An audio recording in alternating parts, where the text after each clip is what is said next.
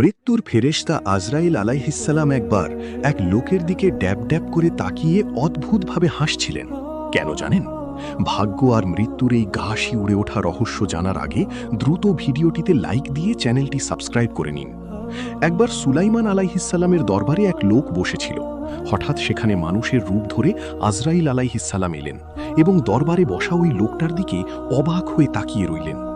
আজরাইল চলে যাওয়ার পর লোকটি ভয়ে কাঁপতে কাঁপতে সুলাইমান আলাইহিসসালামকে বলল, হে নবী, আমাকে বাতাসের সাহায্যে এখনই বহু দূরে ভারতে পাঠিয়ে দিন। সুলাইমান আলাইহিসসালাম তাকে ভারতে পাঠিয়ে দিলেন। কিছুক্ষণ পর আজরাইল আলাইহিসসালাম ফিরে এলে সুলাইমান নবী জিজ্ঞেস করলেন, আপনি লোকটার দিকে ওরকম অবাক হয়ে তাকিয়ে হাসছিলেন কেন?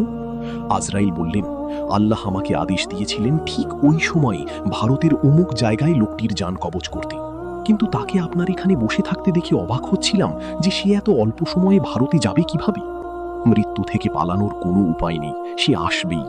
আল্লাহ আমাদের ঈমানের সাথে মৃত্যু দান করুন। কমেন্টে আমিন লিখুন।